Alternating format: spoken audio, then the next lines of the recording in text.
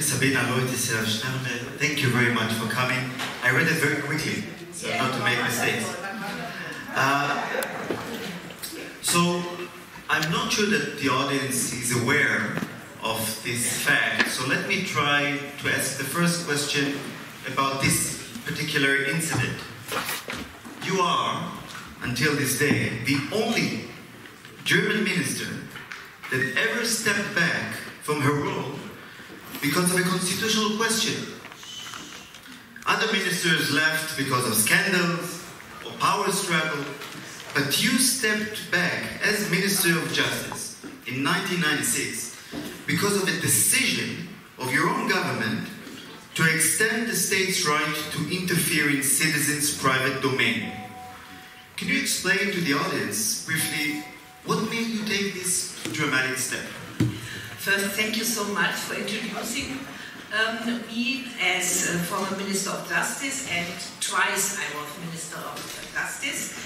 Yes, it is true that this step made me instantly famous in Germany, more famous than my work as Minister of Justice. And it is also true that I'm still the only federal minister of Germany that stepped down out of a matter of principle. You mentioned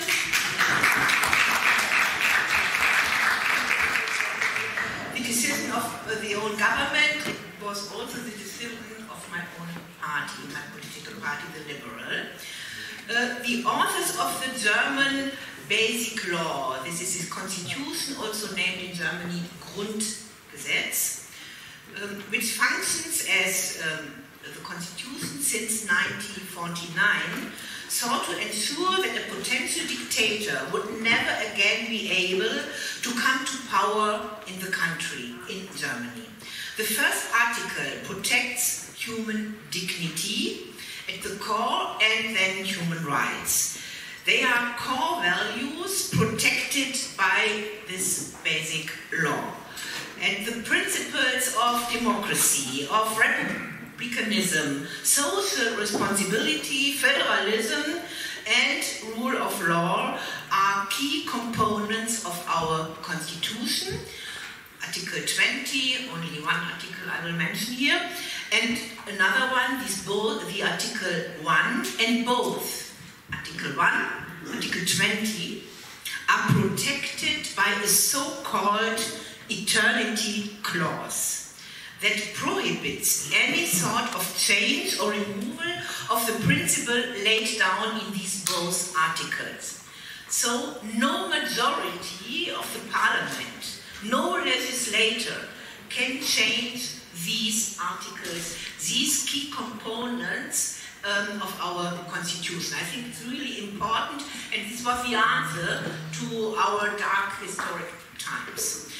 Not only me as liberal, but any minister of justice needs to take care that no government action goes against these main principles of our constitution.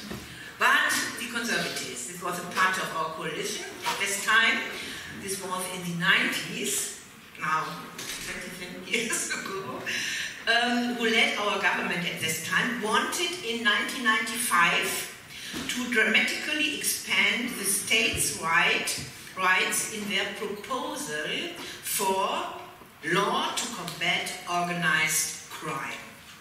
It's really famous, it's important. I think you also discussed in Israel over years how to improve to combat organized crime or combat terrorism. This triggered a public discussion about the invulnerability of the private domain by means of acoustic observation. That we called it in Germany großer Lauschangriff. In English, big eavesdropping attack. And in private rooms, not here in the public, but eavesdropping in private rooms when you are together with your friend, with your husband, and you are sleeping together and all they want to hear and to know. So it was a very deep attack to privacy and privacy is as human right laid down in our constitution. And I strongly, as Minister of Justice, I was responsible for this law, objected this infringement of basic constitutional rights of innocent citizens. My own party decided then, after an internal poll, the first poll in the history of my Liberal Party, to support the conservative lead of the CDU in this matter. I did not want to be the Minister of Justice to draft this violation of basic rights into law. I did not want to do that as this went against my own conscience, my liberal political compass, but more so also against our constitution. This was my opinion from the beginning, but there were other politicians who say, no, this is in compliance with our constitution. That's the normal conflict we have. And this went also against all what I said during the campaign in favor and against this mass surveillance. Very strongly, I said, no, not with me. There are a lot of arguments against. And then to do the opposite of what I defended over months was impossible. So, yes, I stepped down. This is amazing, and I think if we're talking nowadays in Israel about the judicial reform, if we had in Israel such an eternity clause, as you call it, the entire debate here would simply not happen, because it would be clear that we cannot change even our basic laws in a way that would undermine human dignity or the basic principles of democracy. But I want to continue from where you stopped. So you stepped back, but this wasn't the end of the story. Because in 1998, the government tried once again to bring the same law to combat organized crime into force, and you launched a complaint to the Constitutional Court with other politicians about how the details of this law infringe basic constitutional rights and the dignity of innocent people, as you mentioned. So, in 2004, in a famous case, the Constitutional Court actually proved you right and declared some parts of this law, the main parts, as unconstitutional. So, this brings me to this question. How important is the role of the Constitutional Court in Germany? Because we now in Israel, the main debate now is about the role of the court. Can the court protect rights? Should it protect rights? Do you have similar debates like we do in Israel about the role of the court overstepping its competences?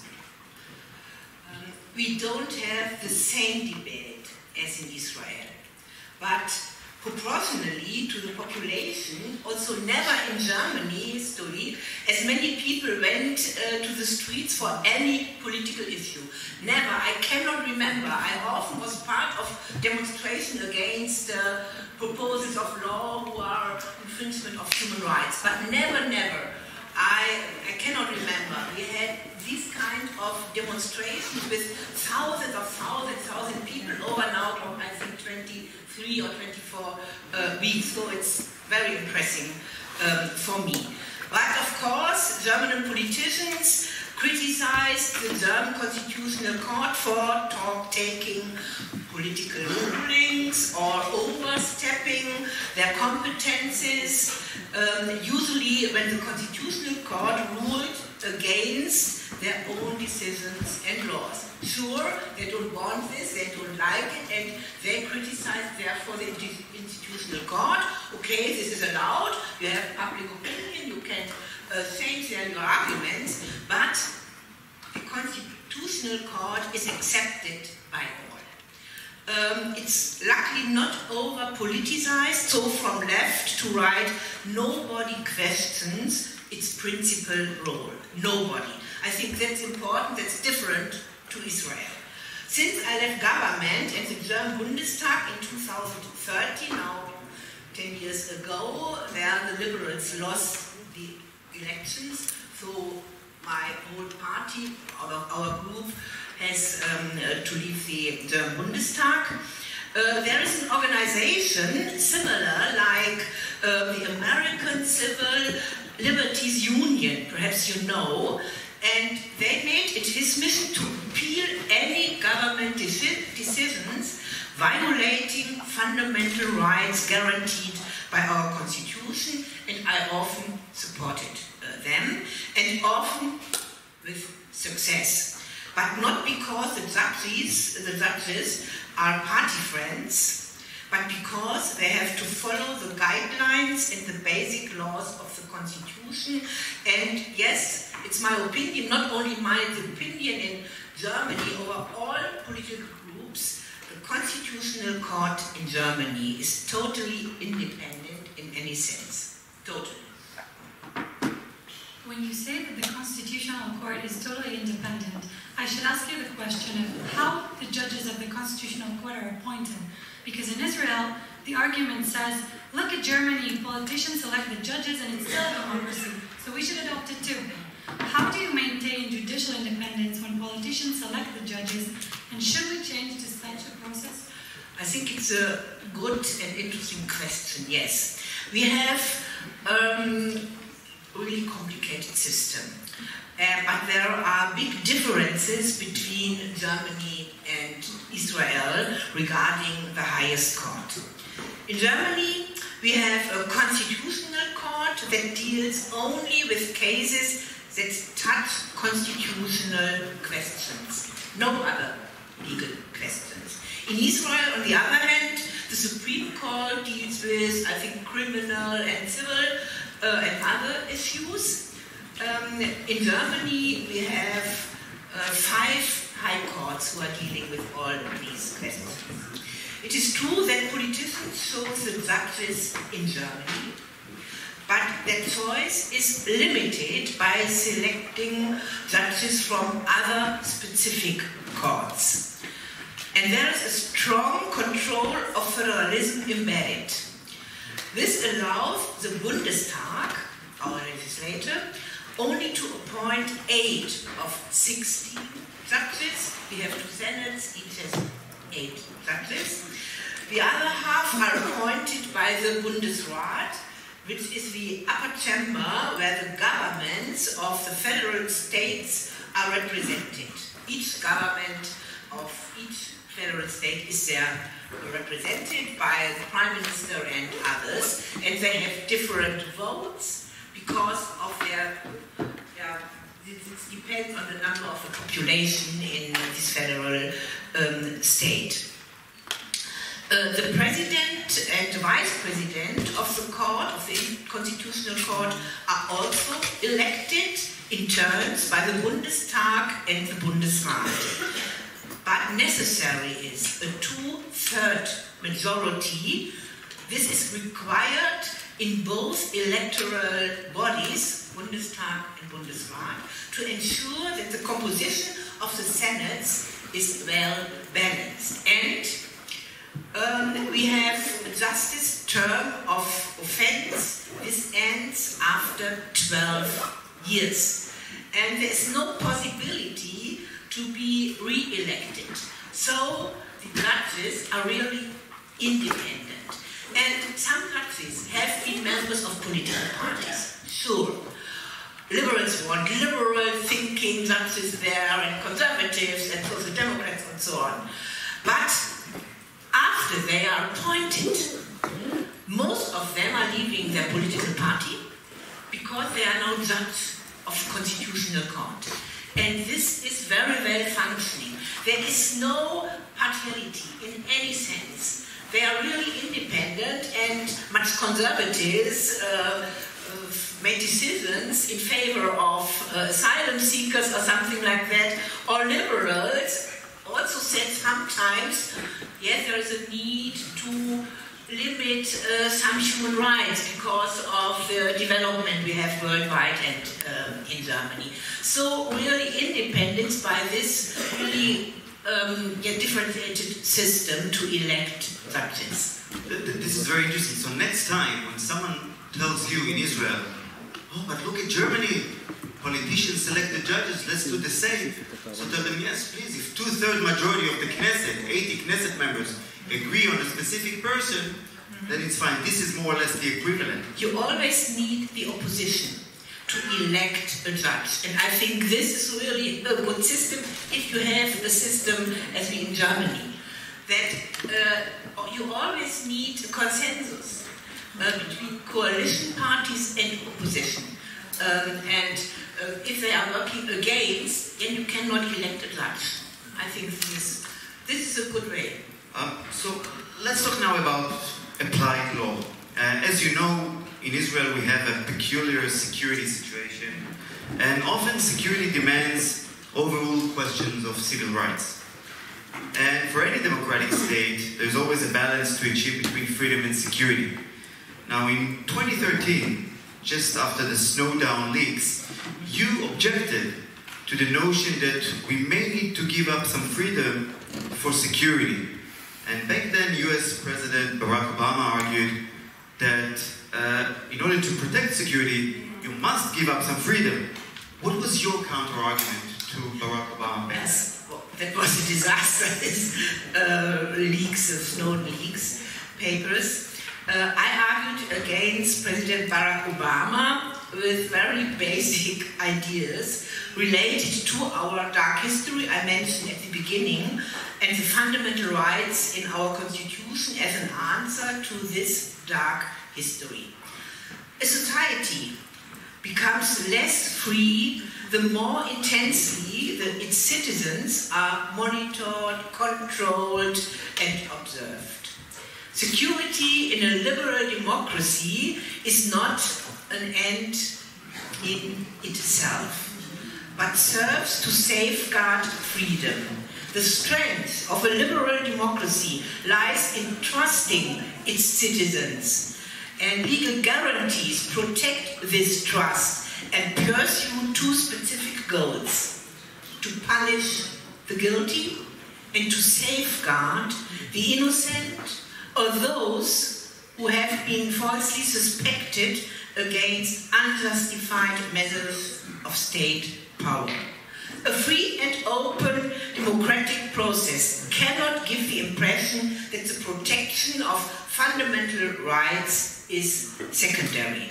Moreover, more and ever more intensive surveillance is unusually not more successful in combating crime and terror, and this is really important. There are a lot of studies who give evidence about this development, and I also was responsible for this and give study to Max Planck Institute in Heidelberg for that. There are many sufficient powers of the police and through secret services to deal with these dangers, but you don't need these mass surveillance or these deep infringement of human rights. And this is necessary to tell the whole day, because also in Germany people want security, they want strong police, strong security services, and they say, do everything so that I'm sure. And then you have to explain that this is not the way to for more security, but it's not the meaning of the majority, so it's not easy to have this position, but I think you have to argue in this way. And now I have to quote Benjamin Franklin, you know it, who said, "Those who would give up essential liberty to purchase a little temporary safety deserve neither liberty nor safety." And this is right. I underline this totally. Now, a final question of my colleague. So you're a known advocate for a strong constitutional court, and you argue also with the historic dimension. But as we have the debate about the role between the highest court and the democratically elected parliament, why do you think it is important that the highest court can also cancel or correct laws by the parliament, and how do you think preventing from the highest court to cancel or correct laws by the parliament affect democracy?